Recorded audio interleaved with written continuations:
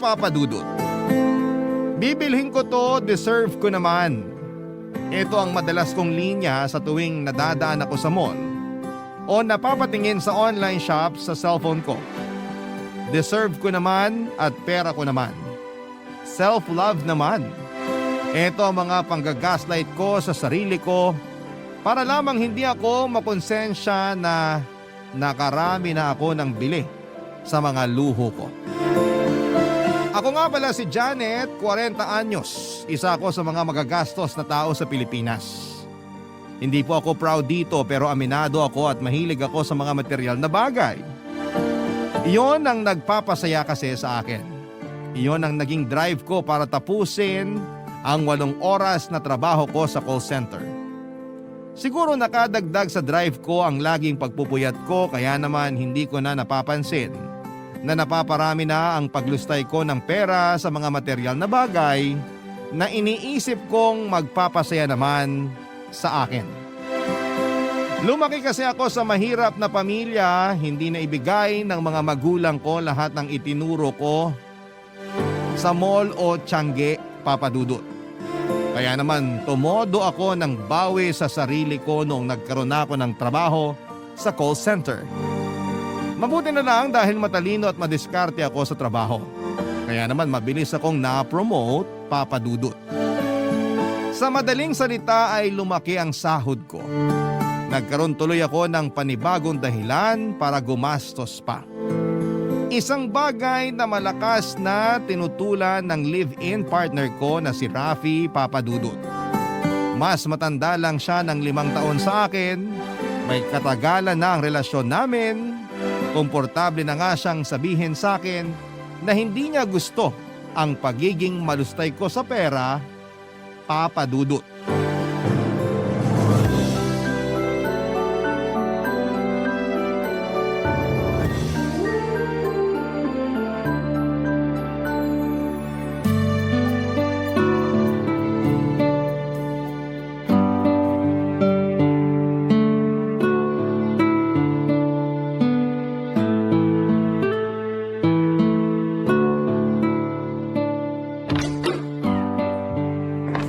Rafi, mahal! Nandito na ako!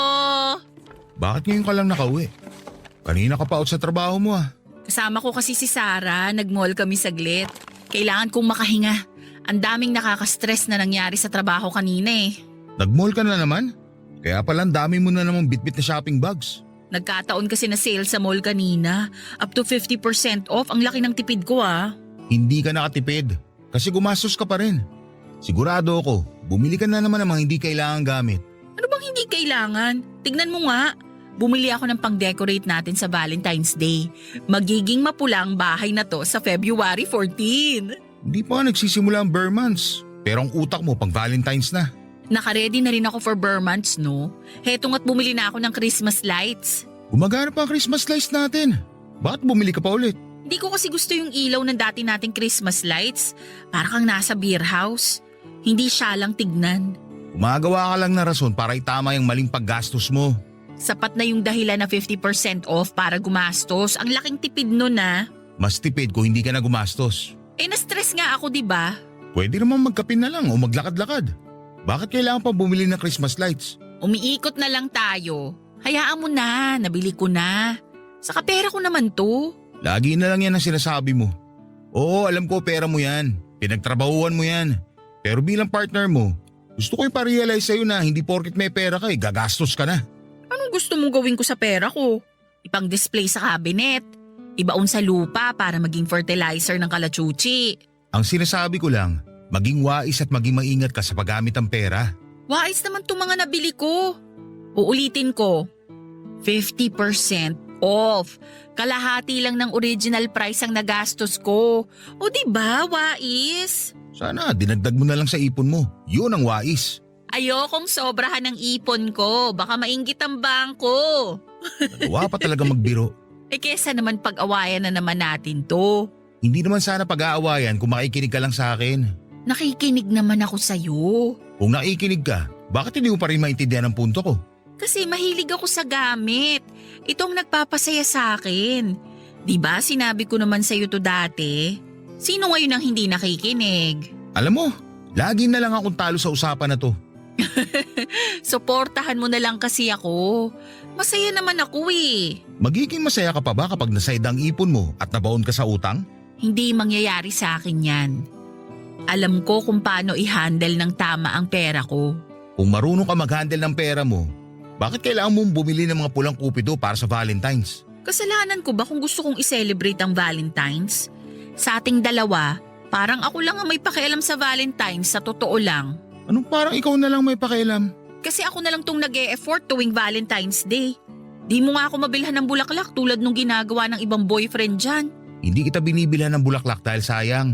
Hindi man nakakain o naiinom yun. Oo, pero malakas makaganda ang bulaklak no. Pang-post din yun sa Facebook. Pagkatapos mong mapost sa Facebook, itatambak mo lang sa altar hanggang malanta. Tapos itatapon. Di ba sayang? Mga FB friend mo lang nakikinabang sa 500 pesos na bulaklak. At least pinusuan nila, yun naman ang importante. Alam mo, ang importante… Oo na. Importante na ang magtipid. Alam ko na yan. Sa 10 years nating magkarelasyon, inulit-ulit mo na yan para kang sirang plaka.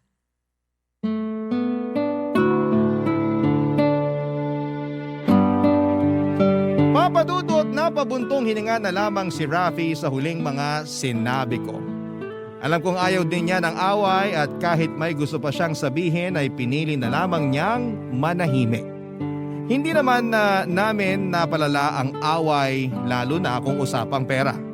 Konting argumento lang kami madalas pagkatapos ay susukuan na agad yon ni Rafi para hindi na lumalim pa. Mabilis lang din naman akong mag-let go ng tampo o galit ko, Papadudot. Wala pang 2 oras ay bati na ulit kami. Kaya nga tumagal kami ng 10 taon na magkarelasyon. Kahit sabihin pang malaki ang pinagkaiba naming dalawa, lalo na pagdating sa pera, kung malustay ako ay mahigpit naman sa bawat sentimong nahahawakan itong si Rafi. Hindi siya basta-bastang gagastos kung alam niyang hindi naman niya mapapakinabangan ng matagal. Sa 1 dekada naming pagsasama, ilang beses ko lang siyang nakitang bumili ng gamit niya. Sa pilitan pa. Ako pa madalas ang namimilit sa kanya na bumili ng bagong sapatos o tsinelas. Para bang ang bilis niyang makonsensya kapag naglalabas siya ng kahit piso sa bulsa niya. Kuripot kasi ang nakalakhang pamilya nitong si Rafi. Kahit sabihing medyo nakakaangat naman sila noon sa buhay, ay hindi pa rin sila naging malustay, Papadudot. Nakuha marahil ni Rafi ang pagiging mahigpit sa pera sa kanyang mga magulang. Kaya hindi ko talaga maintindihan kung paano kami nagtagal sa relasyon. Magkaiba kasi kami ng values pagdating sa paghawak sa pera. Isang bagay na lagi kong sinasabi sa katrabaho ko, dating kaklase at best friend kong si Sarah. Kaedad ko rin siya, Papadudot. Kami lang ang nagkakaintindihan sa paggastos. Parehas kaming malustay. Parehas kami ng klase ng kinalakhang pamilya. Kaya hindi naging issue sa amin kung hindi marunong magtipid. Kasi deserve naman talaga namin ang lahat ng mga magagandang material na bagay na pinagkait sa amin noong kabataan namin. Minsan nga ay napag-usapan muli namin yon habang nakabreak sa trabaho.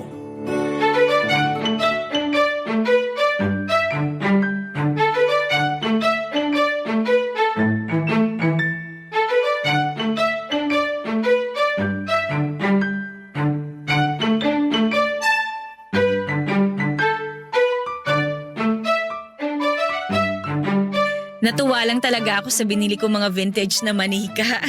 Yan ba yung mga pinost mo sa Facebook kahapon? Yun nga, ang gaganda nila, di ba?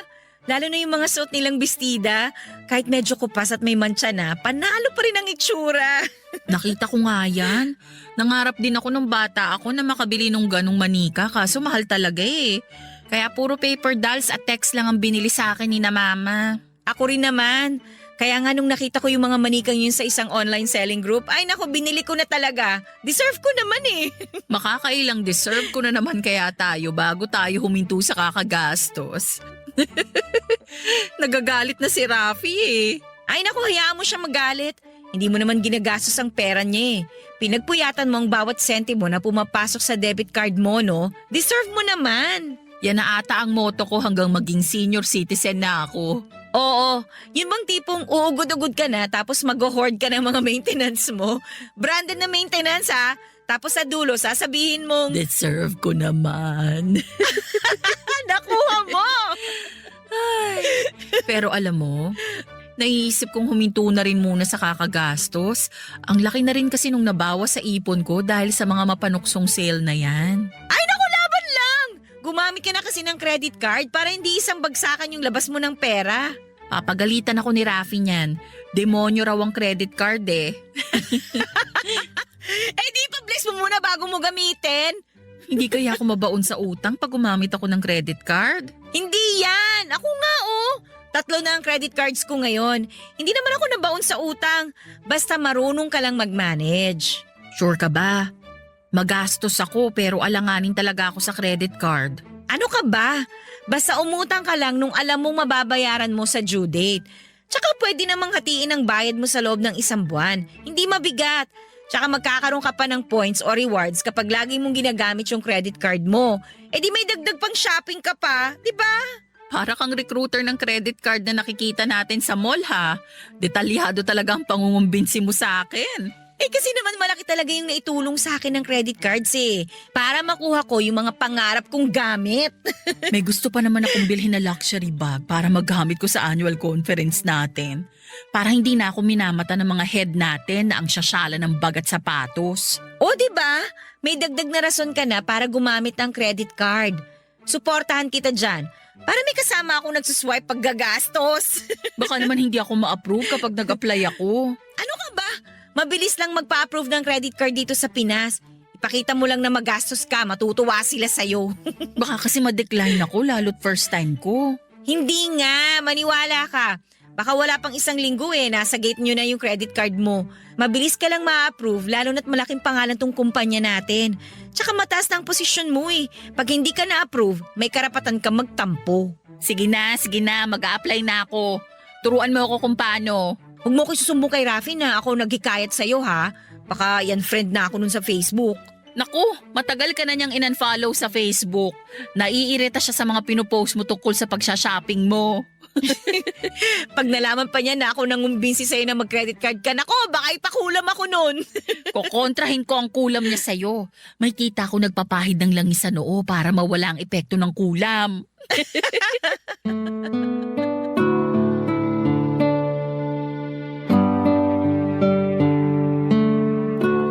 Papadudot, nagkatawanan pa kami saglit at kinikwentuhan din ako ni Sarah tungkol sa mga nabili niyang gamit dahil sa credit card. Pinacheck niya sa akin na maayos naman niyang na-manage ang pagbabayad sa mga utang niya. Nagamit rin daw niya ang credit card sa pag-grocery. Nasilaw ako lalo nung sinabi niyang malaki ang discount kapag bumili ng appliance gamit ang credit card. Bukod pa roon ay pwede bang gawing installment ng 36 months nang walang interes. Marami pa naman akong kailangang gamit sa bahay, papadudot. Gusto ko na noon na makabili ng air fryer, bagong microwave, bagong washing machine at bagong ref. Basta lahat ay bago. Naisip kong palitan na lahat ng mga appliance namin sa bahay dahil may katagalan na ang mga yon. Alam kong pahirapan na mapapayag si Rafi, pero alam kong wala na siyang magagawa kapag na-deliver na sa bahay namin ang mga bagong appliances. Nabanggit din sa akin ni Sarah na nagagamit niya ang credit card para sa pagta-travel niya sa ibang bansa. Mas lalo tuloy ako nagmadali na mag-apply ng credit card, hindi lang sa isang bangko kundi 3. Ginaya ko si Sarah. Wala pang 2 linggo ay pinadala na sa akin ang na-approve na credit cards ko. Walang kasing saya ang puso ko noon. Naglaro na sa isipan ko ang mga mall na sasampulan ko ng credit cards. Na-imagine ko na ang pangarap kong luxury bag na katulad ng kay Heart Evangelista o kay Bea Alonso. Mairarampa ko na yon sa harapan ng mga mapangmata kong boss at ibang mga katrabaho. Natuwa ako. Marami na akong plano para sa credit card ko. Nilista ko na lahat ng yon sa diary ko.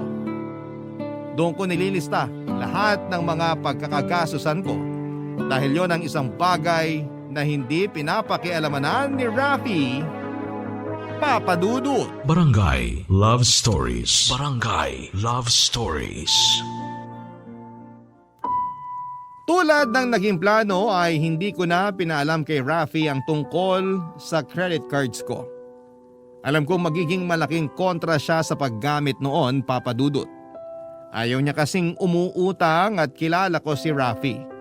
Kahit 20 pesos ay hindi siya mangungutang. Ganon kataas ang pride niya. Sinikap kong itago ang credit cards ko sa kanya, Papa Dudut. Sinigurado ko na hindi niya makikita yon sa wallet ko. Napabili pa nga ako ng mamahaling wallet na pwedeng pagtaguan ng credit cards. Para sa tuwing binubuksan ko ang wallet ko kapag kasama si Raffy ay hindi niya yon makikita. Papa Dudut, ayoko na rin kasing makarinig pa sa kanya ng sermon. Minsan, napapagod na rin ako sa paulit-ulit niyang talak tungkol sa paggastos ko. At para bang hindi niya nauunawaan ang ginagawa ko, ang mga bagay na nagpapasaya lamang sa akin. Hindi ko nga siya kinontra sa tuwing may nagagawa siya na sa tingin ko hindi naman dapat. Sana lang ay parehas ang trato niya sa akin, Papa Dudut. Lumipas ang ilang buwan at marami na akong nabiling gamit ang credit card ko. Marami akong ginawang palusot kay Raffy para hindi niya maisip na gumagamit na ako ng credit card. Madalas din ang mga pinamili kong gamit ay pinatatago ko muna pansamantala sa kapatid ko. Ginagamit ko na lamang ang mga yon kapag wala si Raffy. Ang hirap ng naging kalagayan ko.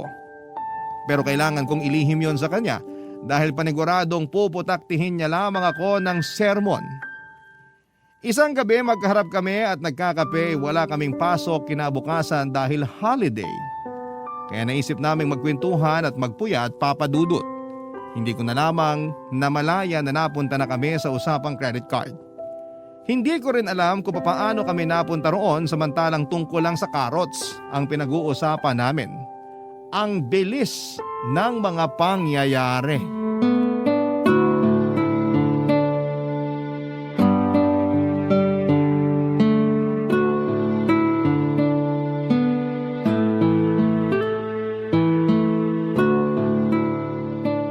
Gumawa yung pamangkin ko ng tula tungkol sa carrots. Maganda ba? Hindi. Oh, pero masarap naman ang carrots. Pero wag susobrahan. Bakit naman? May nabasa ako na ang palaging pagkain ng carrots o kahit anong pagkain na mayaman sa carotene, pag sumobra ka, pwedeng maging orange, yellow daw ang balat mo. Check mo sa internet. Lahat naman kasi ng sobra, masama. Tama. Para yung isang katrabaho ko, nasobrahan sa utang. Ano namang kinalaman yan sa usapan natin tungkol sa carrots? Kasi lahat ng sobra, masama, di ba? Ano bang nangyari? Mula nung gumamit ng credit card, nagkaloko-loko na. Nasiyahan masyado sa paglulustay ng pera. Kaliwat kanan ng binibili online. Kung kaya naman niyang bayaran ang inutang niya sa credit card, wag na nating i-judge. Paano bang hindi mo i-judge nabaon nga sa utang? Mas malaki pa ang inutang niya kaysa sa sahod niya sa isang buong taon. Ah, kasalanan niya yun, hindi ng credit card. Demonyo talaga yung credit card na yan. Sabi mo nga sa akin dati. At uulitin ko ngayon sa'yo nang hindi ka matukso mag-apply para makakuha ng credit card. Demonyo ang credit card. Nako, hindi mo ako kailangan pagsabihan ng paulit-ulit. Ayos naman ang sahod ko, hindi ko kailangan mangutang. Naisip nga kita kagad nung nalaman ko yun tungkol sa katrabaho ko. Iniisip mo bang mababaon din ako sa utang? Kung gagamit ka ng credit card. Huwag mo naman masyadong masamain ang paggamit ng credit card. Kasi sa ibang bansa nga kailangan yan. Pero hindi sa Pinas. Kaya nating mabuhay kahit walang credit card. Malaki ang advantage ng paggamit ng credit card, lalo kapag bibili tayo ng appliance. Maraming zero interest at installment na pagbabayad. Ang laking ginhawa nun sa atin. Sa tingin ko hindi pa natin kailangan ng bagong appliances. Anong hindi? Gusto na kayang sumuko ng rice cooker natin? Pero hindi natin siya susukuan. Kaya pa naman niya magsayang ng kanin. Medyo basa nga lang minsan. Pero ang bilis ng mapanis. Ibig sabihin lang, kailangan ng palitan kapag lagi nang napapanisan. Pamahiin lang yan ang mga magagastos sa kagaya mo. Napakakuripot mo talaga. Walang masama sa pagiging kuripot. Mas masama yung hindi na nga afford ang isang bagay, gagawa pa rin ng paraan para mangutang. Mabili lang yung gusto. Parang pinaparinggan mo ko niyan ah. Hindi para yung salat na hindi maingat humawak ng pera. Lagi mo kayang sinasabi sa akin na hindi ako maingat sa paghawak ng pera. Kasi naman Janet, kadadapo pa lang ng sahod sa palad mo. Lumipad na kagad papunta sa mall. Sabihin mo nga sa akin kung maingat ba yung ganun. Ayokong makipagtalo sa'yo dahil ayokong masira tong moment. Holiday pa naman bukas. Balik tayo sa usapang carrots? O sige. Nalihis ko naman kaagad ang usapan. Naibigay ko na lahat ng trivias na alam ko tungkol sa carrots. Huwag lamang mabaling muli sa usapang credit card. Pati mga gulay sa bahay kubo ay binigyan ko na rin ng kanya-kanyang trivia. Ganun ko kagustong malihis ang usapan namin. Hirap na rin akong maglihim noon kay Rafi, Papa Dudut. Alam kong mabilis makahalata si Rafi sa tuwing nagsisinungaling ako sa kanya. Sinubukan kong ibalik ni Rafi sa credit card ang usapan kasi hindi pa rin niya maintindihan kung bakit nalubog sa utang ang katrabaho niya nang dahil doon. Nagkunwari na lamang ako na inaantok na at inaya ko na siyang matulog at pumayag naman siya, Papa Dudut. Kaya lang ay hindi rin ako kaagad nakatulog noong nahiga na kami sa kama. Napaisip na rin ako sa mga sinabi ni Rafi. Ayaw ko namang umabot na mabaon ako sa utang pero base sa mga ginastos ko nung nakaraan ay posibleng mangyari yon kung hindi pa ako magpapaawat. Kaya lang ang hirap tumigil lalo na kapag nahahawakan mo na ng personal ang mga gusto mong bagay. Yun ang mahirap ipaintindi kay Rafi. Magkaiba kasi kami ng hiling. Hindi talaga siya nasisilaw sa mga material na bagay. Ang tanging bisyo lamang niya noon ay ang makasama ako at magkape sa mumurahing coffee shop. Gustuhin ko mang ibida sa kanya ang saya na nararamdaman ko sa tuwing dumarating na ang mga in-order ko online ay hindi ko magawa ng mga panahong yon. Sa totoo lang ay nawala ang saya ko sa mga pinamili ko sa tuwing pinaparamdam sa akin ni Rafi na mali ang paggastos ko. Hindi ko tuloy ma-share sa kanya kung gaano ako kasaya sa mga yon. Kaya ang ending kay Sarah ko madalas na ibibida ang mga pinamimili ko. Dahil siya lang naman ang nakakaunawa sa sitwasyon ko, Papa Dudut.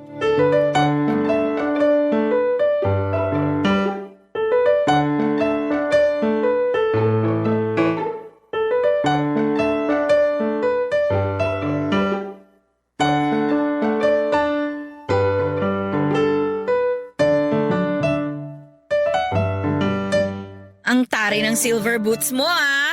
Saan mo naman gagamitin yan? Tuwing Sunday, pag magsisimba. Naku, baka bigla kang kidlatan ng langit dahil sa silver boots na yan ha? Charot. Kahit kidlatan na ako ngayon na. Char. Ang ganda kaya. Maganda rin tong shawl mo ha. Bagay siya pang Tagaytay. Pangpuna sa labi ko kapag kumakain ako ng bulalo. Iwasebo. Ang sosyal naman ang pangpunas mo ng bibig. Branded na shawl pa ah. Siyempre, Tagaytay yun. Kailangan syala ang shawl. Hoy, ikaw ha. Napaparami na yata yung mga binibili mo. Baka ma-max out mo na yung credit card mo niyan. Hindi pa naman ako umaabot doon. Hindi pa naman? So may posibilidad na oo? Huwag kang magdilang Anghel. Kakukuha ko lang ng bagong ref at washing machine. Hinihintay ko na lang na i-deliver. At paano mo naman ipapaliwanag yun kay Rafi? Hindi niya alam ang tungkol sa credit cards mo, di ba? Nasolusyonan ko na yun. Paano? Sasabihin ko sa kanya na napanalunan ko sa raffle sa annual conference natin.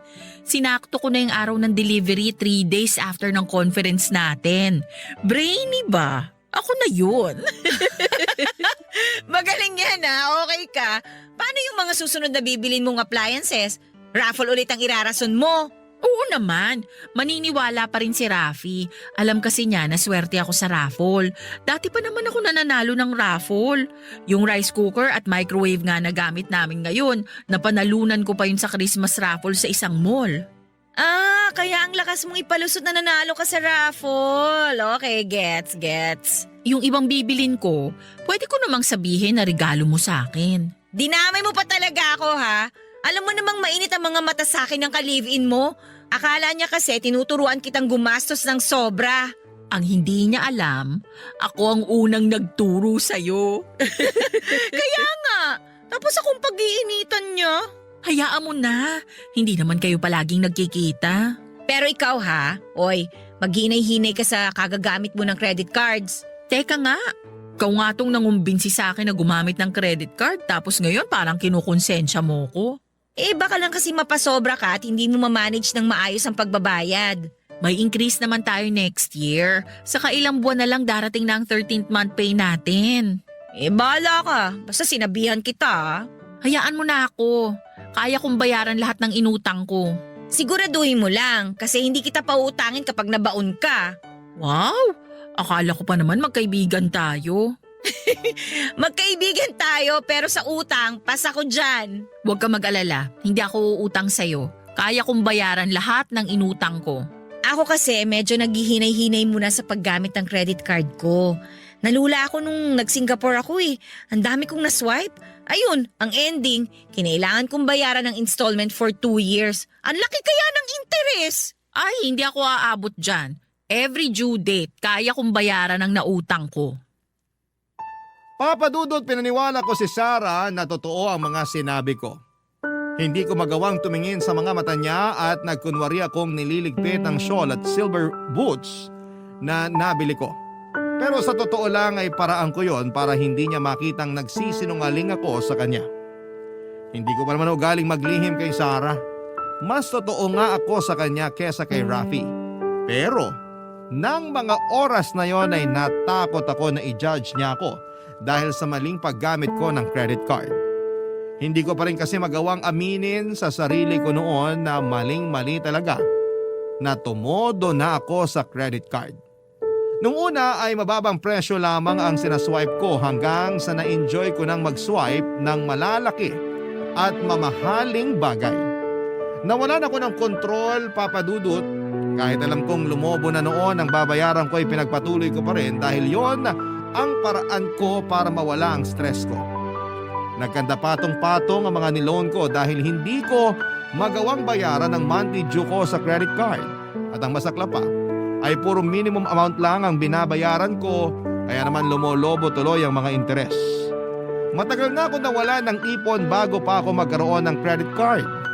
Nagsinungaling lamang ako kina Rafi at Sarah na meron pa akong ipon para hindi nila ako mapagsabihan. Napupundi na kasi ako sa pagpapamukha sa akin na mali ako sa pag-handle ng pera ko. Alam kong tama naman sila pero mas kailangan ko noon ng suporta kesa sa bunganga.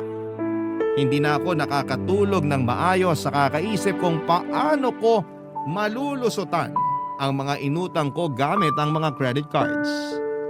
At ang nakakainis pa, hindi ko magawang sawayin ang sarili kong huminto na sa kakagamit nito, papadudot.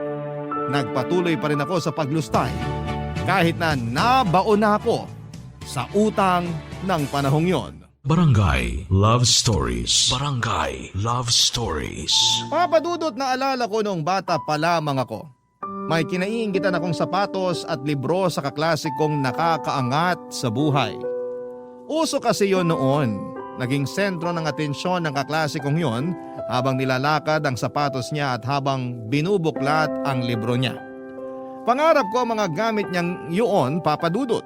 Samantalang ako, yung pinaglumaang sapatos lang ang meron ako. Kinulayan lang ng pentel pen ang mga natutuklap na parte ng school shoes ko para hindi mahalata na pasira na. Kinasama ako ng loob yon na puro pinaglumaan ng kapatid ko ang ibinibigay sa akin. Pero wala naman akong magawa dahil hindi naman kami pinalad sa buhay. Sinubukan kong magpabili ng sapatos at libro na kagaya ng sa kaklase ko. Pero sinermonan ako ng nanay ko. Hindi raw siya umiire ng pera para umasta ako na pinanganak na nagmula ako sa mayamang pamilya. Mula noon ay hindi ko na sinubukang magpabili pa ng gamit. Pinagtitiisan ko na lamang ang mga napaglumaan ng kapatid ko. Pero pinangako ko sa sarili ko na balang araw kapag nakapagtapos at nakahanap ako ng trabaho ay bibilhin ko lahat ng gusto ko. Walang makakontra at makapigil sa akin. Kaya nagsumikap talaga ako para marating ko ang kinakalagyan ko, Papa Dudut. Kaya malaki ang pasasalamat ko sa sarili ko na natupad ko ang pangarap ko noong bata ko. Ang makabili ng mga pangarap kong gamit at hindi naaasa sa pinaglumaan ng iba. Kaya lang, habang nasa gitna ako ng pangarap na yon ay saka naman ako parang binagsak ng mabaon na ako sa utang dahil sa mga pinamili ko. Isang bagay na hindi ko talaga magawang aminin. Lagi na lang akong wala sa sarili kapag kaharap ko si Rafi. Lagi na lang ako nakatulala at malayo ang iniisip, Papa Dudut.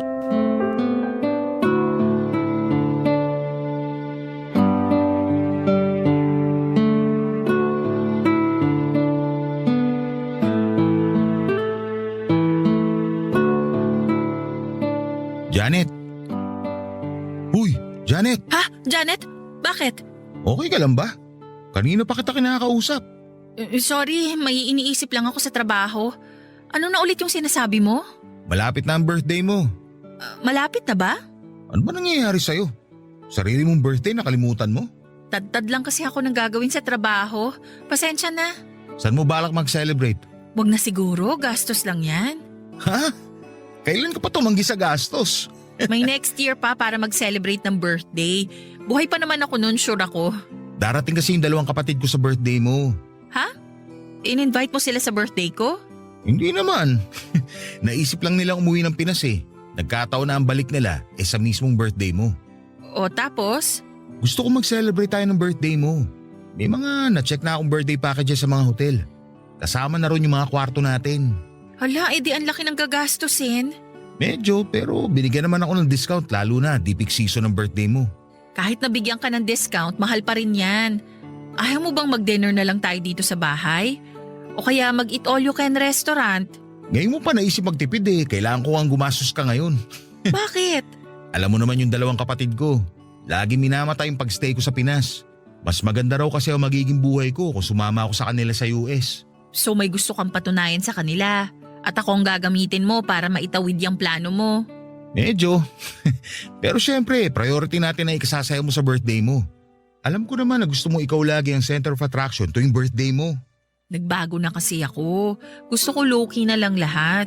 Batiin mo lang ako sa Facebook ng happy birthday. Feeling ko nakapag-celebrate na ako ng birthday sa 5-star hotel noon. Hindi naman pwedeng batiin lang kita sa Facebook. Ano ka ba? Gusto ko memorable ang birthday mo. Saka parang reunion na rin ng pamilya ko at pamilya mo. Hindi ko feel mag-reunion eh. Sa Pasko na lang siguro o wag na lang at all. Janet, parang… Alam mo, ikaw tong nagtuturo sa akin na magtipid tapos ngayon parang tinapon mo na lahat ng pangaral mo sa akin tungkol sa pera. Ano bang nangyayari sa'yo? Ikaw nga ang dapat tanungin ko. Ano ba nangyayari sa'yo? Gusto ko lang kasing maging matipid ngayon. Nag-sink in na kasi sa akin lahat ng pangaral mo sa akin.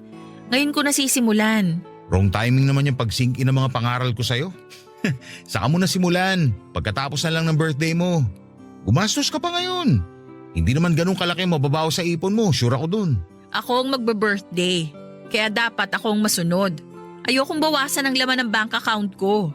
Wow, nagbago ka na talaga. Proud ako sa'yo. Thank you. Hayaan mo, ako na lang ang gagastos sa birthday mo. Regalo ko na sa'yo. Bumili ka na lang ng isusuot mo.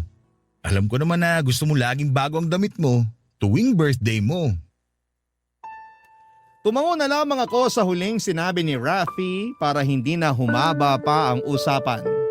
Nabigla talaga ako sa plano niyang bonggang celebration para sa kaarawan ko. Samantalang dati kinukontra niya ang bonggang pa-birthday ko. Nagkataon pa kasi nauuwi ang mga kapatid niya kaya kailangan tuloy niyang patunayan na asensado rin kami kahit nasa Pinas kami. Wrong timing talaga. Yon ang naisip ko. Pinilit din niya akong bumili ng bagong damit pero wala na akong may pambibili pa. Dahil nakala na ang buong sahod ko sa pambayad paunti-unti ng utang ko. Hindi pa naman nakakahalata si Rafi dahil majority ng mga gastusin sa bahay ay siya ang umaako. Mabuti na lang at na ganon ang setup namin. Si Rafi na rin ang umasikaso para sa celebration ng birthday ko. Panay lang po ang oo ko noon para hindi na humaba ang usapan at hindi ma-open ang topic tungkol sa pera. Mabuti na lamang at madalas siyang good mood tuwing inaayos yung para sa birthday celebration ko. Sa totoo lang Papa Dudut, gusto ko nang tablahin ang birthday party na gusto niya sanang mangyari kasi nga ay nakukonsensya akong gumastos. Samantalang panay na ang tawag sa akin ng mga bangko para bayaran ang utang ko sa credit card. Hindi na ako mapakali sa dapat kong gawin. Alam kong anytime ay pwede akong mabuko ni Rafi. Kailangang maunahan ko siya. Dumating yung pagkakataon na gusto ko nang aminin sa kanya ang totoo, lalo na nung pinadalhan niya ako ng sulat. Nang pinadalhan ako ng sulat sa bahay ng isang bangko na pinagkakautangan ko. Mabuti na lang at ako ang nakatanggap ng sulat. Alam kong kailangan ko nang maging totoo kay Rafi, kaya naman napilitan na akong aminin sa kanya ang katotohanan. Isang araw nga pagkatapos naming makipagkita sa coordinator para sa birthday ko ay inamin ko na ang katotohanan tungkol sa credit card ko.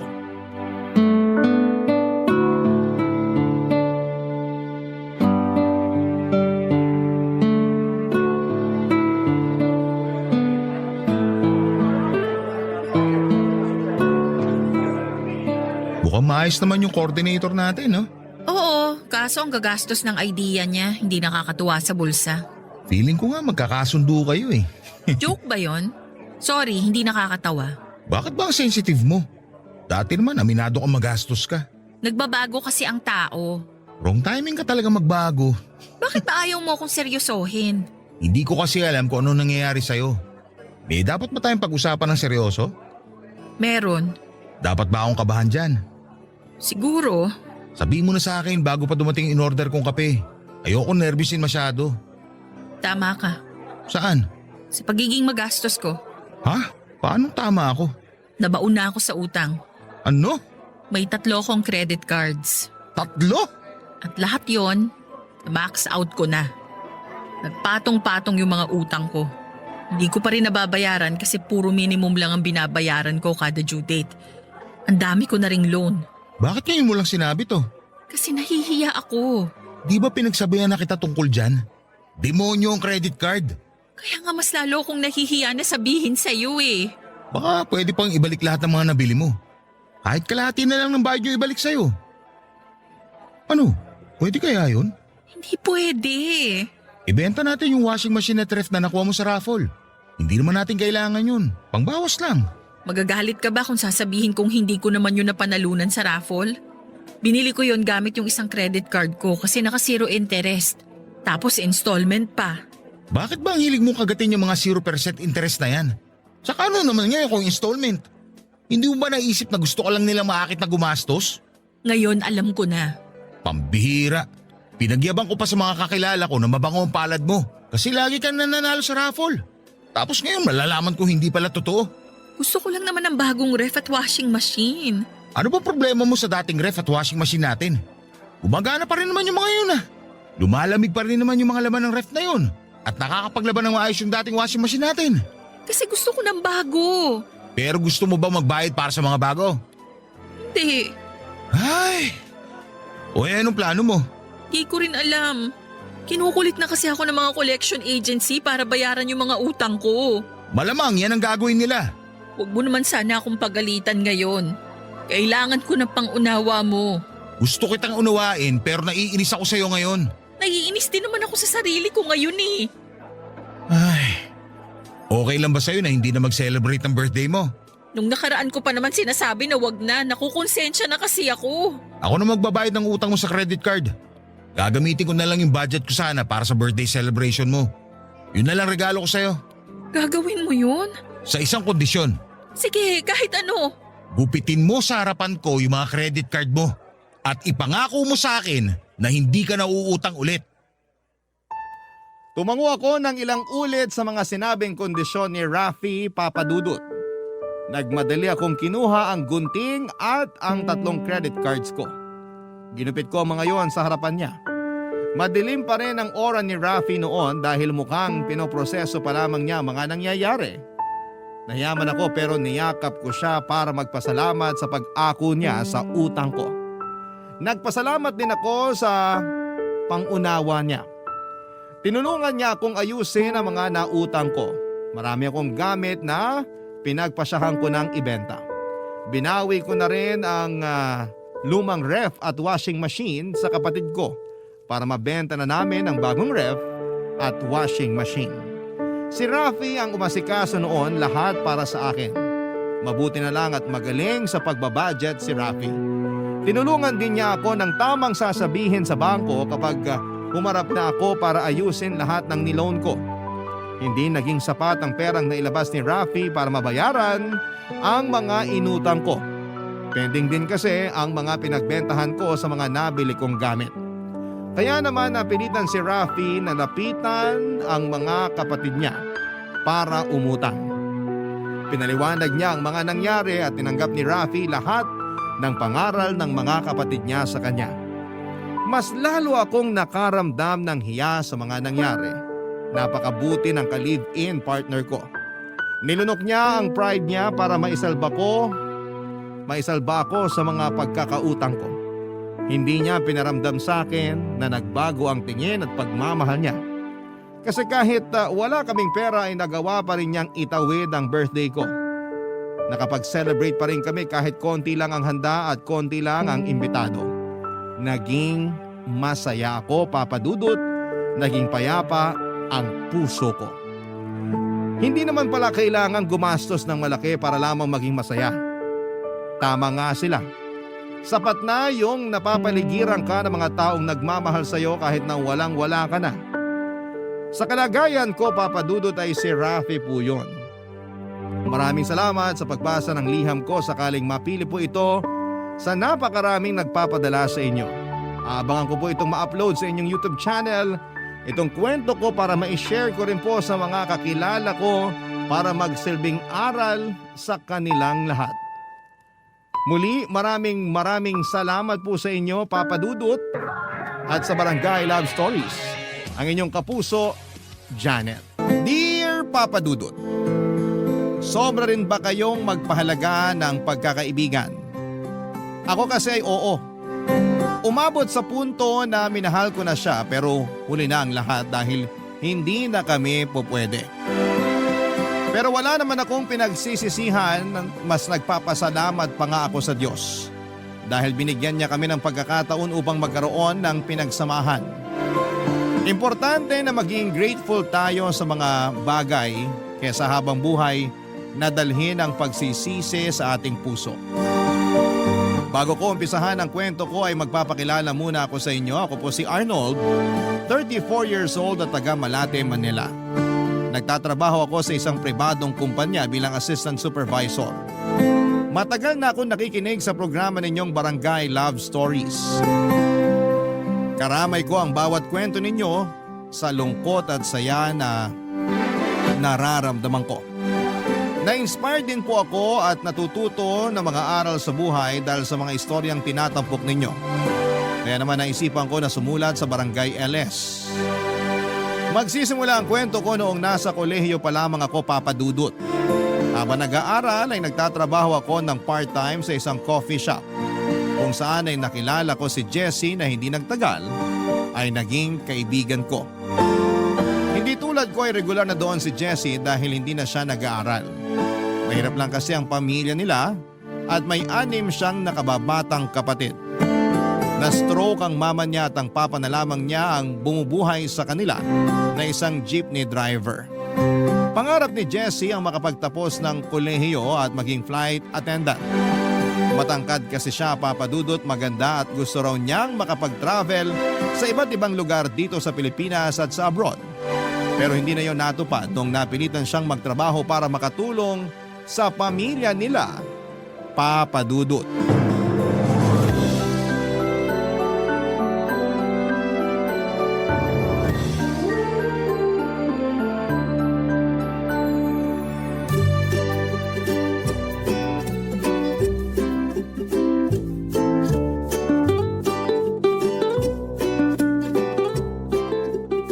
Tumal ngayon ah.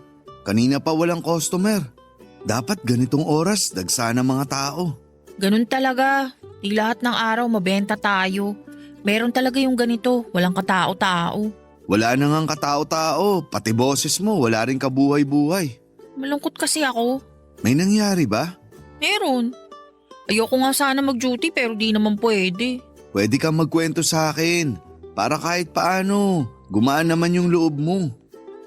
Ay, di niya na kasi ako kinakausap eh. Ha? Sino? Sino pa ba? Eh di yung kinukwento ko sa'yo nung nakaraan. Yung lalaki na nakilala ko sa clan. Yun ba? Akala ko di na kayo nag-uusap nun. Sabi mo pa nga nakakatamad siyang kausapin, di ba? Oo, nung una. Pero mali pala ako. Buti na lang nireplyan ko pa rin yung text niya. Binigyan ko ng chance na makilala siya ng husto. Pero sabi mo hindi ka na niya kinakausap, di ba? Oo. Kailan pa? Nagsimula nung isang araw tapos hanggang ngayon. Tinadtad ko na nga siya ng text eh. Sinubukan ko ring tawagan pero cannot be reached naman. Hindi ko naman alam kung anong rason kasi okay naman kami tuwing nag-uusap kami. Yung totoo, in love na nga ata ako sa kanya eh. Patay tayo dyan. Baka naman naramdaman niyang in love ka na sa kanya kaya di na siya nagparamdam. Ganun ba yun?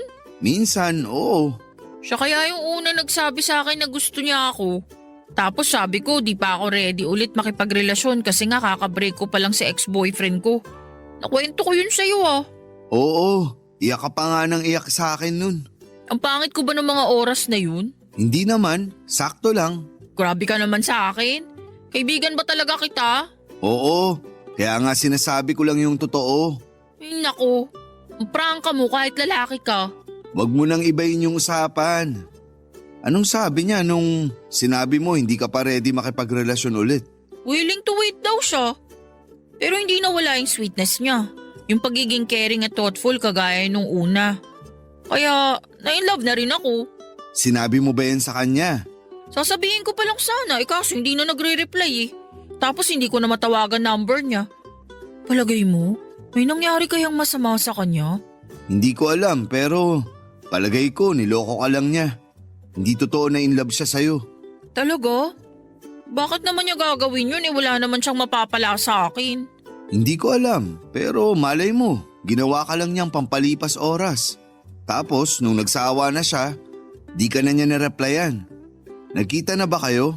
Hindi pa. 2 linggo pa lang naman kami nag-uusap eh. 2 linggo pa lang naman pala. Makaka-move on ka rin doon. Paano? Mahal ko na nga siya. OA man kung tutuusin pero kahit na sandali pa lang kami nag-uusap at hindi naging kami, broken hearted na ako. Hirap sa'yo, dali mo magtiwala sa mga lalaking nakaka-text mo. Mabait kasi sila sa akin at alam mo naman type ko 'di ba? Sweet, caring, thoughtful. Kaya lang kayong mga lalaki talaga sa una lang kayo magaling eh. Oh, wag mong latin. Okay sige, pwera sa'yo. Saka sa mga tatay natin. Pero yung iba ganun na lahat. Ay, pakiramdam ko tuloy. Magkakasakit ako kasi broken hearted ako. Kung totoong mahal ka niya at kung para kayo sa isa't isa, babalik yun. Pag hindi, hayaan mo na lang siya. Sana nga ganun lang kadali yun.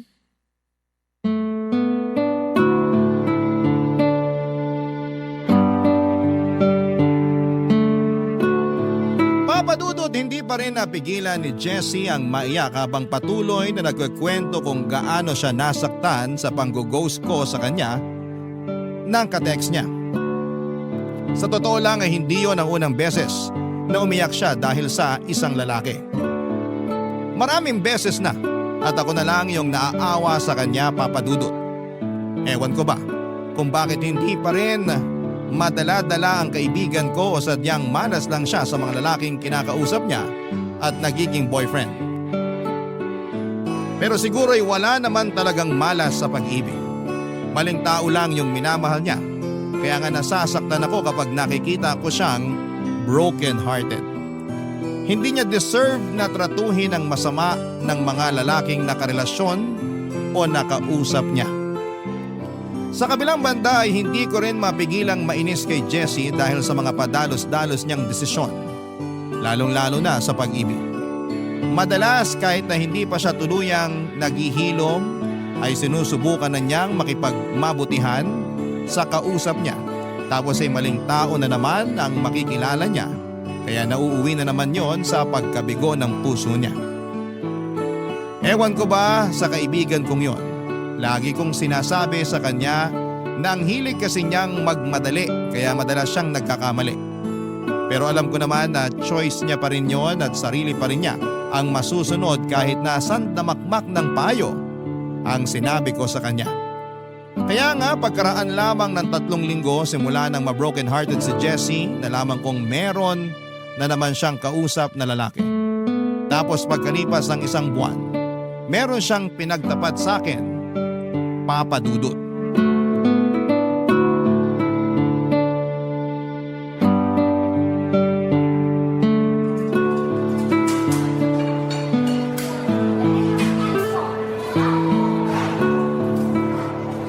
Sorry kung dinala kita dito sa fast food ha. Maliit lang kasi bahay namin tas magulo pa mga kapatid ko. Ayos na rito, at least may mauupuan tayo. Okay lang. Sorry din kasi nagpunta ako sa inyo ng biglaan. Ilang araw ka na rin di pumapasok. Tapos hindi ka rin daw nagre-reply sa text ng manager natin. Kaya pinapunta na niya ako sa inyo. Oo nga eh. Nababasa ko naman mga text nyo pero wala lang akong lakas para mag-reply. May sakit ka ba? Wala. Mukha kang matamlay. Gusto mo, hatid na kita sa inyo? Huwag muna. Dito na muna tayo. Ano bang nangyayari sa'yo? Nag-aalala na tuloy ako. May sasabihin ako pero huwag kang magugulat ah. Depende sa sasabihin mo. Ano ba yun? Buntis ako. Ano? Kaya hindi ako nakakapasok sa trabaho kasi naduduwal ako. Lalo sa umaga. Tapos nahihilo rin ako. Feeling ko di ko kakayanin mag-duty. Kaso di ko naman masabi sa manager natin. Natatakot tuloy ako na baka tanggalin na lang niya ako eh. Kaya nga niya ako pinapunta para alamin yung kondisyon mo. Saka di naman yun basta-basta nagtatanggal. Mabait yun. Sana nga. Sana di niya ako tanggalin. Ay, natatakot kasi ako. Hindi ko alam kung paano sasabihin tong kondisyon ko. Sa totoo lang, ikaw pa lang nakakaalam eh. Kahit sa pamilya ko, hindi ko pa sinasabi kasi paano na lang kung magalit sila sa akin. Lalo na si tatay. Sa pagkakakilala ko sa tatay mo, di naman siya ganung tao. Mahinahon siya, mabait, saka masipag na padre de pamilya. Oo, pero baka madismaya siya sa akin. Nangako ko sa kanya na hindi muna ako magkakaanak kasi tutulungan ko pa siya sa pagtatrabaho para sa pamilya namin. Nasa tamang edad ka naman na. Sa kakarapatan nila ng mama mo na malaman yung totoo. Sa una, nakakatakot. Pero hindi mo naman maitatago ng matagal yung pagbubuntis mo. Mabuti mong gawin, sabihin mo sa tatay ng baby mo na kausapin mga magulang mo. Humingi kayo ng sorry kung nadismayan nyo man sila. Tapos, mangako kayo na itataguyod nyo yung anak nyo. Nagagawin nyo lahat kahit na mahirap magpalaki ng bata. Sana nga ganun lang kadali yun. Kaso, problema ko yung tatay ng anak ko. Nung nalaman ko kasing buntis ako, sinabi ko sa kanya. Pero tinanggi niya na siya raw ang ama. Sira ulo ba siya? Uy, huwag ka namang sumigaw. Tingnan mo, pinagtitinginan na tayo. Sorry, hindi ko lang napigilan. Nakakainis kasi. Sira ulo yung nakabuntis sa'yo eh. Sino ba yan? Yun ba yung lalaki nakakausap mo? Oo. Jessie naman. Sinabi ko naman sa'yo na huwag kang basta-basta magtitiwala sa kung sino-sino. Hindi naman siya kung sino-sino. Boyfriend ko na siya. Hindi ko lang nasabi sa'yo pero sinagot ko na siya. Oh, tapos ganyan. Nung nabuntis ka na niya, biglang hindi raw siya ang ama. Oo. Ewan ko ba dun? Sinubukan ko namang ipaliwanag sa kanya na siya talaga yung tatay nitong dinadala ko. Pero sabi niya, hindi niya matatanggap yung baby namin. Ayaw pa raw niya magkaanak, kaya nakipaghiwalay siya sa akin. Halika, puntaan natin siya sa bahay nila. Kaso lang di ko alam kung saan siya nakatira eh. Ano? Arnold naman! Huwag ka sabi sumigaw! Naiiyak na tuloy ako. Sorry ulit, pero nakakagigil lang kasi. Paano hindi mo alam yung bahay nila? Posible ba yun? Boyfriend mo siya? Kasi sabi niya taga-Pasig daw siya. Pero hindi ko naman alam kung saan doon. Isang beses pa lang naman kami nagkita. Tapos may nangyari na sa amin. Sa telepono ko lang binalita sa kanya na buntis ako. Bakit ka naman pumahig na may mangyari sa inyo? Mapilit kasi siya kaya nadala ako. Alam ko naman na kasalanan ko rin kasi nagtiwala ako sa kanya. Akala ko kasi mahal niya ako. Pero tama ka nga. Sinaulo siya. Ngayon sinira niya yung buhay ko. Hindi ko talaga alam ang gagawin ko, Arnold. Tulungan mo naman ako. Papa Dudut, galit na galit ako sa tatay ng anak ni Jessie nang malamang kong tinakbuhan nito ang responsibilidad sa kanyang mag-ina. Pero inis na inis din ako kay Jessie dahil hindi na siya natuto sa mga nakaraan niyang pagkabigo sa pag-ibig. Sa kabilang banda ay nanaig pa rin ang awa ko sa kaibigan ko nang umiyak na naman siya sa akin dahil sa mga nangyayari. Para siyang walang kakampi ng mga panahon na yon at ako na lamang ang matatakbuhan niya, Papa Dudut. Kaya nga pinili ko na lamang na kumalma at damayan siya. Pinayuhan ko rin siya ng mga dapat niyang gawin tulad ng pagsasabi ng kondisyon niya sa kanyang pamilya. Sa huli nakumbinsi ko rin si Jessie na magsabi sa tatay niya. Mabuti na lang dahil hindi naman nangyari yung kinakatakutan niyang negatibong pagtanggap ng pamilya niya sa pagbubuntis niya. Kaya naman nakahinga kami ng maluwag. Panatag na rin ako na meron siyang malakas na support system para ipagpatuloy ang kanyang pagbubuntis. Bago pa lang may panganak ni Jessie ang baby niya ay lagi na niyang sinasabi na kukunin niya akong ninong, Papa Dudut. Hindi na ako tumanggi pa.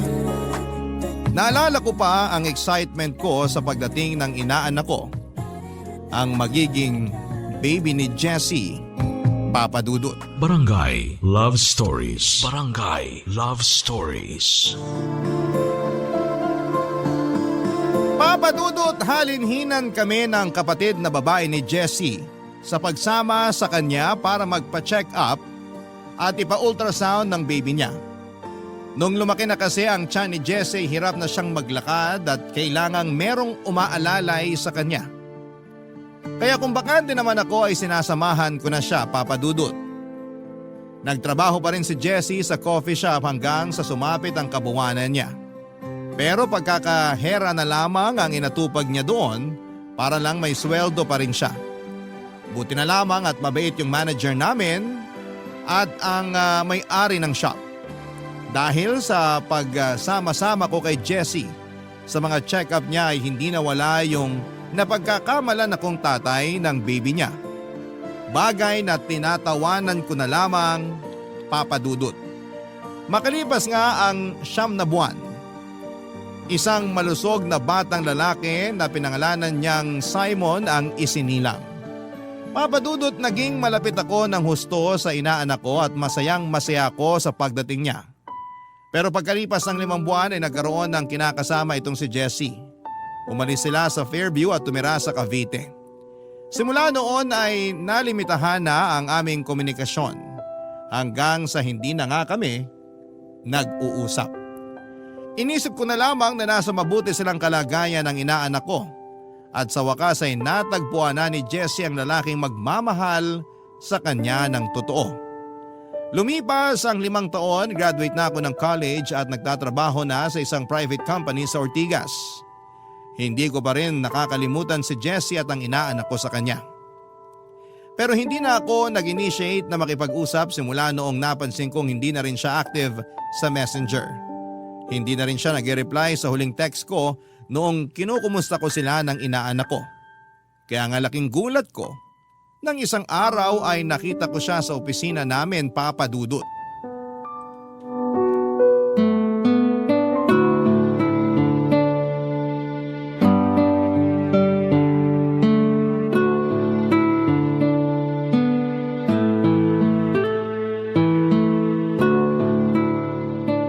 Good morning, sir.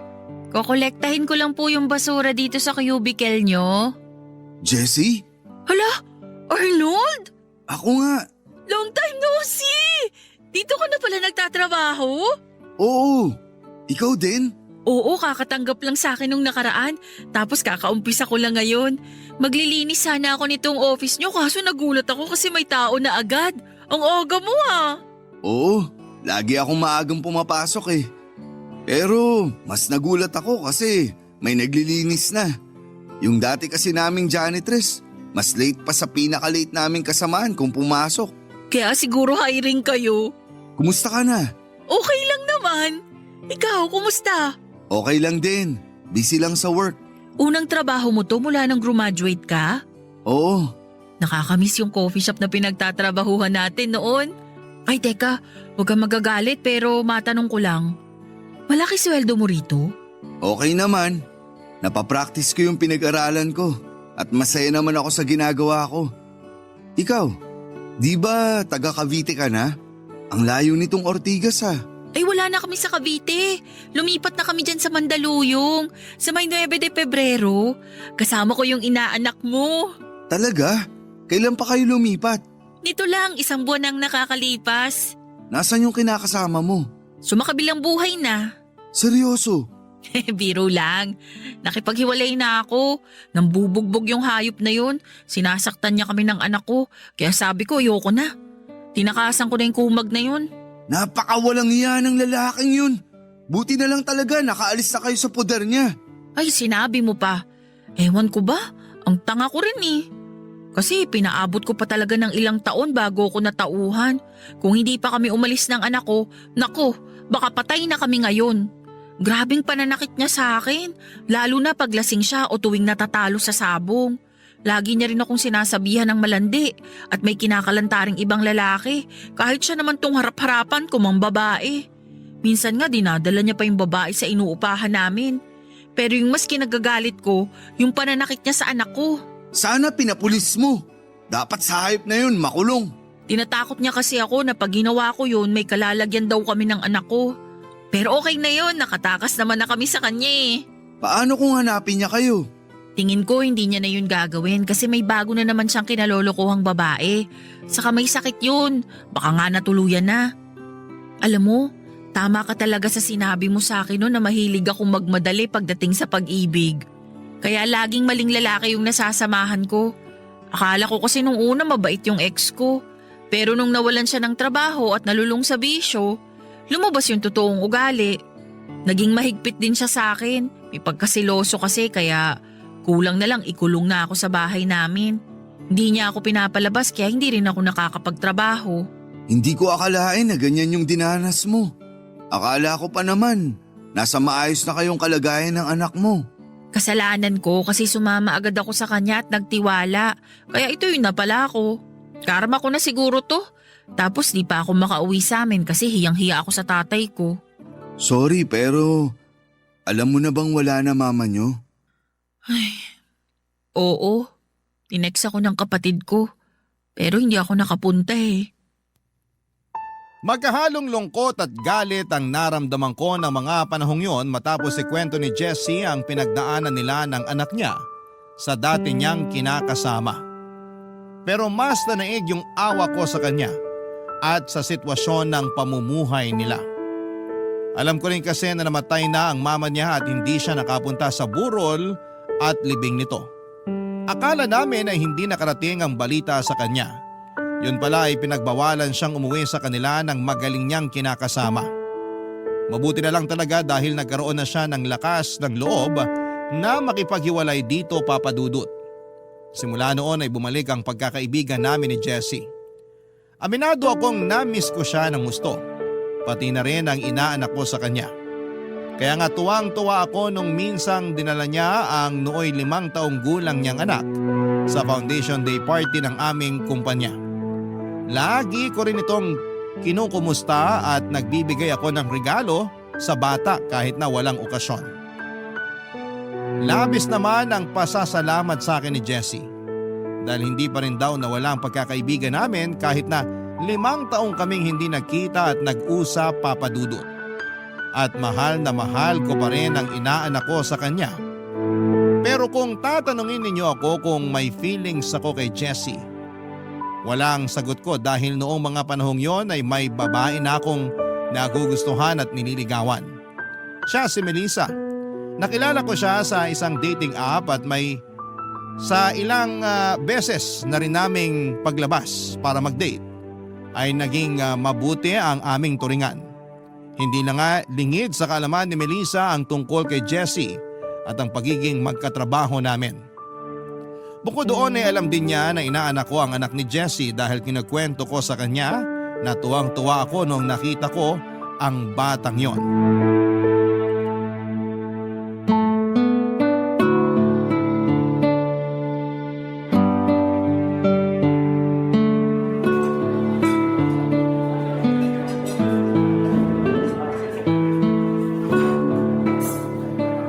Ganda naman itong restaurant na pinagdalhan mo sa akin. Mukhang sosyal.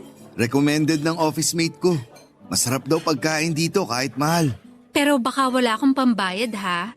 I mean, may pera naman ako rito pero baka kulangin. Dami pa naman nating in-order. Ano ka ba? Huwag mo nang isipin yun. Sagot ko to. Sure ka?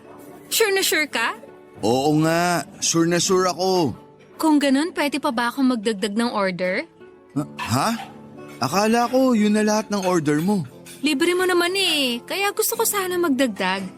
May nakita kasi akong dessert sa menu, mukhang masarap. Gusto ko sanang tikman. Okay, sure. Pero pagdating na lang ng una nating order, since dessert naman yun. Kumuha ka rin, alam nga ako lang ang kumain. Hindi kasi ako mahilig sa dessert. Naku, dapat subukan mo pa rin. Kasi ngayon lang naman tayo nakapunta rito. Kaya dapat orderin mo na yung mga bestseller nila. Okay, pero ano bang meron sa mga dessert? Marami. Plano kong orderin tong triple chocolate cake. Ikaw, subukan mo tong tiramisu, tapos patikim ako ha. Sige. Naku, excited na ako. Nasa na nga pala tayo sa pinag-uusapan natin? Doon sa dinala ni Jessie yung anak niya sa foundation day ng company niyo? Oo, ang laki na nga nung inaanak ko. Sobrang bibo at gwapo. Nung huling beses kasi na nakita ko yun nasa 5 buwan pa lang. Tapos ngayon 5 taon na. Grabe, bilis ng panahon. Alam mo, nagsiselos na tuloy ako. Nagsiselos ka saan? Diyan kina Jessie, tsaka sa anak niya. Bakit ka naman magsiselos sa kanila? Kasi ang saya-saya mo pag kinikwento sila. Nagniningning pa nga yung mga mata mo oh. Ano bang sinasabi mo? Normal na masaya ako kasi matagal na simula nang huli kaming nagkita ni Jessie. Namiss mo siya? Ano? Sagutin mo na lang. Namiss mo siya. Oo, pero Ay naku, naiinis na ako. Melissa naman. Hindi mo kailangang mainis kasi kaibigan ko lang si Jessie. Sus, diyan naman nagsisimula lahat eh. Sa kaibigan.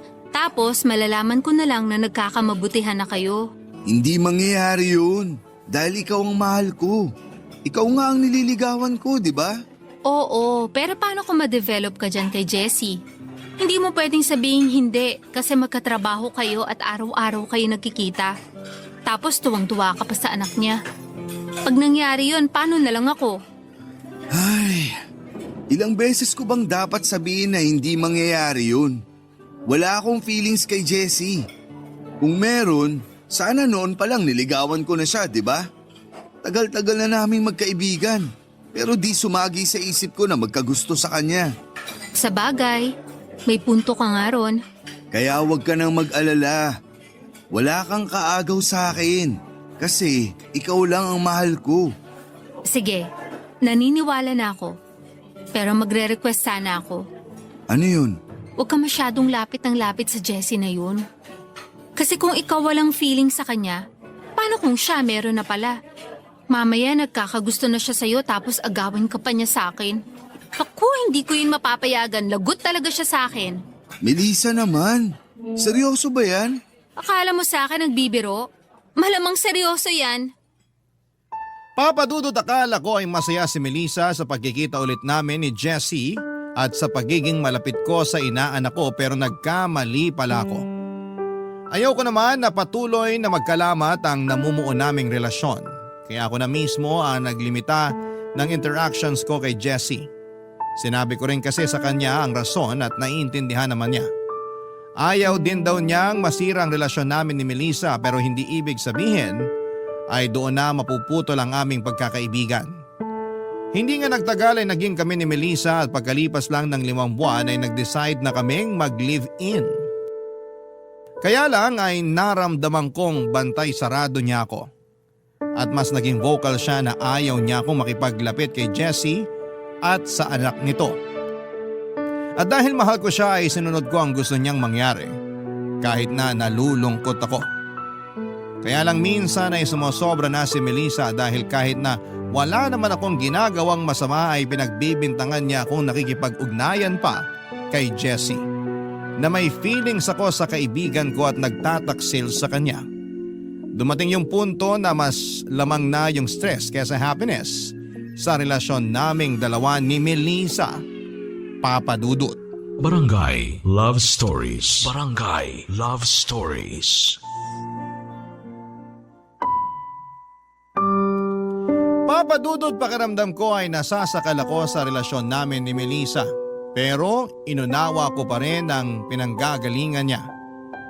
Ginawa ko rin ang lahat para patunayan sa kanya na siya lang ang mahal ko at wala nang iba pa. Umabot pa nga sa punto na para hindi na kami magtalo ay hindi na niya ako takutin na hihiwalayan ay nag-resign na ako sa pinagtatrabahuhan namin ni Jessie para lamang mapalayo sa kanya. Mabuti na lang dahil nakahanap naman ako ng panibagong mapapasukan sa Cubao at simula noon ay hindi na rin kami masyadong nag-aaway ni Melissa.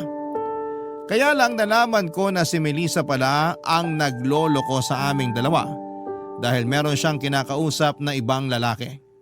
Kunwari lang siya na nagsiselos sa amin ni Jessie para isipin kong mahal na mahal niya ako at tapat siya sa akin. Galit na galit ako sa kanya pero nagmakaawa siyang patawarin ko. Sa huli na naig ang pagmamahal ko kay Melissa kaya naman pinatawad ko siya, Papa Dudut. Inopen din niya sa akin na hindi naman talaga siya galit kay Jessie at sa anak nito at walang kaso kung makipaglapit ulit ako sa bata. Kaya nga simula noon ay kinukumusta ko na ulit ang inaanak ko pero Papa Dudut pagkalipas lang ng isang buwan. Bumalik na naman ang dating ugali ni Melissa kung saan ay pinagseselosan na naman niya itong si Jessie.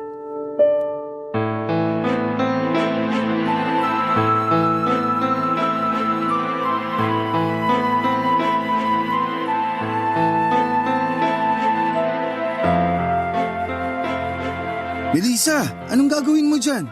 Kanino itong mga regalo na to? Ano? Huwag mo kung ano-anuhin. Kanino sabi itong mga regalo? Sa inaanak ko yan. Eh itong isa kay Jessie Tono. Oo, sa kanya nga. Gamit lang yan sa bahay. Birthday niya kasi nung nakaraang linggo. Tapos laruan naman para sa anak niya. Eh narinig ko lang kasi na gusto ng bata. Wala akong pakialam. Bigay ka ng bigay ng regalo sa mag-inang yun. Nakakairita na ha? Ano bang problema mo? Eh inaanak ko naman yun sa kakaibigan ko si Jessie. Birthday din niya nung nakaraan. Masama bang regaluhan siya? Oo, masama. Siguro, iniisip mo na naman na may feelings ako kay Jessie, no? At bakit? Masama bang isipin ko yon? Lalo na ngayon na nagkakausap ulit kayo? Nagkakausap kami, pero hindi naman madalas. Kinukumusta ko lang yung inaanak ko. Yun lang yun. Maniwala sa'yo. Baka niloloko mo na ako ha? Ayusin mo lang talaga. Hindi ako ang manluloko sa ating dalawa rito. Anong sinabi mo? Ulitin mo nga yung sinabi mo? I'm sorry, okay? Anong sorry ka dyan? Akala ko ba napatawad mo na ako sa ginawa ko sa'yo? Eh bakit ngayon inuungkat mo pa yung nakaraan? Masisisi mo ba ako kung hanggang ngayon di pa rin mawala sa akin yung ginawa mo? Baka nakakalimutan mo. Niloko mo ko. Oo, pinatawad na kita. Kasi mahal kita. Pero wag mo naman akong madalaing mag-move on sa kasalanan mo. Tapos ngayon, pinapalabas mo na naman na niloloko kita. Alam mong hindi ko yan magagawa sa'yo. Eh bakit kasi puro ka na lang Jessie? Pesting Jessie na yan. Bakit pa kasi siya bumalik sa buhay mo at kasama pa talaga yung anak niya? Sana hindi na lang sila nakaalis dun sa poder ng dati niyang kinakasama para hindi na kayo nagkita ulit. Naririnig mo ba yung sinasabi mo? Masamang tao yung dating kinakasama ni Jessie. Tapos gusto mong sana di na lang sila nakaalis dun ng inaanak ko? Kasi inaagaw ka niya sa akin, lalo na yung inaanak mo. Walang nangaagaw sa akin, Melissa. Imahinasyon mo lang yan. Alam mo, sumusobra ka na eh. Hindi na ako natutuwa sa'yo at sa mga pinagsasabi mong yan. Di ka naman ganyan dati ah. Anong nangyari sa'yo? Hindi ko alam. Basta ang gusto ko, layuan mo yung mag-inang yan. Nilayuan ko na sila para sa'yo. Pero sabi mo, ayos lang na kumustahin ko yung inaanak ko. Tapos biglang ganyan? Nasisiraan ka na yata ng ulo. Siraulo na kung siraulo. Basta gusto ko, layuan mo sila. Itong mga regalo na to dapat hindi na makarating sa kanila eh. Anong gagawin mo sa mga yan? Ano pa nga ba? E di sisirain ko? Melissa, tigilan mo yan. Ikaw ang tumigil! Yan! Dapat sa mga to inaapakan para magdurog at hindi na mapakinabangan. Papadudot para sa akin ay hindi na makatwiran si Melissa dahil sa kanya naman mismo galing ang permiso na makipag-communicate ulit ako sa inaanak ko at kay Jessie. Tapos malalaman ko na may tinatago pala siyang hinanakit sa mag-ina. Hindi na yon tama dahil wala ba siyang konsensya. Paano niya nagawang magsalita ng ganon samantalang wala naman silang ginagawang masama sa kanya, Papadudot? Para sa akin ay hindi yon patas. Lalo na hindi rin naman madali ang pinagdadaanan ni na Jessie. Hindi nga nagtagal ay nagkaayos din naman kami ni Melissa pero naramdaman kong tumamlay na ang relasyon namin. Sa totoo lang ay parang hindi naman kami naging okay simula nang nalaman kong may iba siyang naging lalaki. At nung mahuli ko ulit na nakikipag-usap siya rito ay hindi na ako nagdalawang isip na makipaghiwalay na sa kanya. Pero bago umalis sa apartment ko si Melissa, ininsulto niya ako at sinabihan na nagawa lang niya yon kasi cheater daw ako. Alam ko sa sarili kong wala akong ginagawang mali at masama sa relasyon namin pero hindi ko pa rin mapigilang sisihin ang sarili ko kung bakit hindi tumagal ang pagsasama namin. Buti na lang at to the rescue ang kaibigan kong si Jessie para ako naman ang damayan at payuhan niya ng mga panahong yon, Papadudot.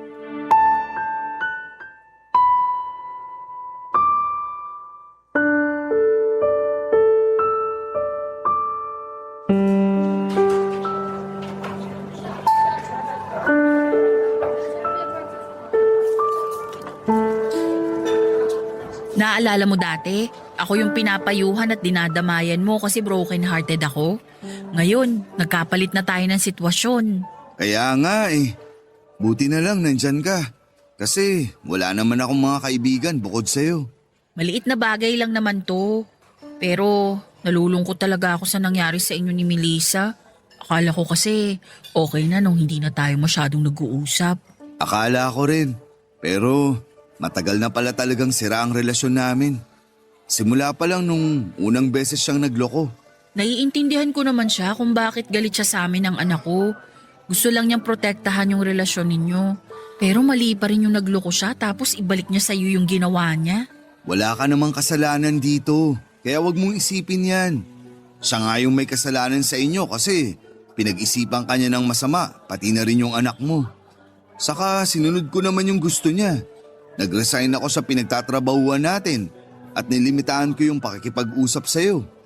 Siyempre, mahal ko siya at gusto kong bigyan siya ng assurance sa relasyon namin. Pero siya naman pala tong may iba. Pasalamat nga siya, pinatawad mo pa siya at binigyan ng second chance. Napatunayan ko tuloy na iba talaga magmahal ang isang Arnold. Ikaw din naman. Hindi lang isa o dalawang beses mo pinatawad yung mga lalaking nakarelasyon mo. Kahit na nung una pa lang, sinabihan na kita na makipaghiwalay na. Nasanay na lang ako at hinayaan ka kasi pag napagod ka, ikaw na lang din kusang bibitaw. Oo, ganyan nga yung nangyari dun sa dati kong kinakasama. Napagod na lang ako't natakot para sa kaligtasan namin ng anak ko. Pero gagarin kasi ako. Masyadong bigay todo pagdating sa pag-ibig. Akala mo mauubusan ng lalaki. Kaya kahit sino na lang papatulan ko. Kahit na hindi ko pa lubusang nakikilala. Ayan tuloy, laging broken-hearted ang lola mo. Buti na lang talaga nakilala kita. May karamay ako tagapakinig sa drama ng buhay ko. Baka yan talaga papel ko sa buhay mo. Yung maging tagapakinig mo. Ay, alam mo, makaka-move on ka rin. Sa una masakit. Alam ko yan kasi pinagdaanan ko. Pero makakausad ka rin. Tapos di mo na mararamdaman yung sakit na yan. Pwede kang maghanap ng panibagong babaeng mamahalin mo. Makakatulong yun. Pero wag mo kong gagayahin na kung sino-sino na lang. Dapat kilalanin mo para siya na talaga yung the one para sa'yo. Naks naman. Salamat sa payo mo. Ayoko lang makita kang nasasaktan at nalulungkot ng ganyan kasi hindi mo yun deserve. Ang bait-bait mong tao at grabe magmahal. Kaya naman sana makakilala ka na ng babaeng mabait din at mamahalin ka ng totoo. Yung di ka lolokohin katulad ng ginawa sa'yo nung Melissa na yun. Sa ngayon, di mo na maghahanap. Pero di ko naman isasara puso ko. Bahala na. Welcome sa pagiging single! Ay, talaga naman.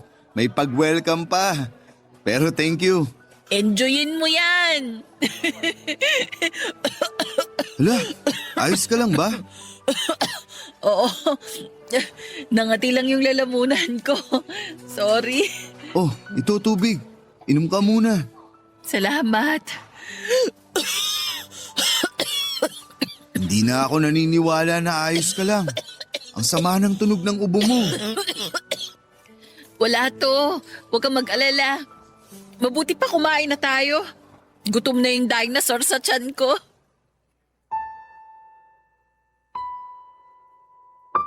Papadudot ang simpleng ubo na yon ni Jessie ay lumala at nauwi sa pulmonya, bagay na matagal na pala niyang iniinda. Nalaman ko na lamang yon ng isang araw ay tumawag sa akin ang may-ari ng inuupahan nilang apartment habang natataranta. Kasabay noon ay binalita niya sa akin na sinugod nila si Jessie sa ospital dahil ilang araw na pala itong nilalagnat pero hindi nagsasabi sa kanila. Kabado ako pagpunta sa ospital na kinakaroonan niya pero hindi ko akalain na maaabutan ko siyang nire-revive, Papadudot. Sobrang bilis ng mga pangyayari. Pumanaw si Jessie ng araw na yon at wala akong nagawa para iligtas ang kaibigan ko. Naisip ko na mga oras na yon na kung mas naging mausisa lang sana ako sa sakit niya at pinilit siyang magpatingin sa doktor ay baka naagapan pa namin. Hindi na sana yon lumala pa at di sana ay hindi siya nawala. Iyak ako ng iyak kasi iniwan na ako ni Jessie. Iniwan na ako ng kaibigan ko. Pero ang mas kinakalungkot ko ay naulila niya ang anak niya. Hindi ko na po idedetalye ang mga sumunod na nangyari pero ako ang naging punong abala. Sa pagpapaalam na nangyari sa pamilya niya, pag-aasikaso ng burol hanggang sa maihatid namin si Jessie sa huling hantungan. Ang sakit-sakit lalo na hindi ko naipagtapat kay Jessie na may nararamdaman ako sa kanya. Sana pala ay mas maaga kong na-realize para nasabi ko kaagad sa kanya ang lahat. Bagaman hindi ako sigurado kung magugustuhan niya ako ng higit pa sa isang kaibigan. Gusto ko pa rin sanang sumugal. Pero hindi pa nagsisimula ang laban ay talo na ako. Sa kasalukuyan ay ako na ang tumatayong guardian ng inaanak ko matapos naming magkasundo ng tatay ni Jessie na ampunin ko na ang bata. Pumayag naman sila basta dadalaw pa rin daw kami sa kanila para makilala sila ng bata. Pinapangako ko kay Jessie noon na alagaan at mamahalin ko ang anak niya. Hindi lang bilang isang ninong kundi bilang isang ama. Maraming salamat po Papadudot sakaling mapili po ninyong i-ere ang istorya ng buhay ko at sana kapulutan po ito ng aral at inspirasyon ng mga kabarangay natin. God bless po sa Barangay Love Stories at sa Barangay LS 97.1. Ang inyong forever kapuso at kabarangay, Arnold.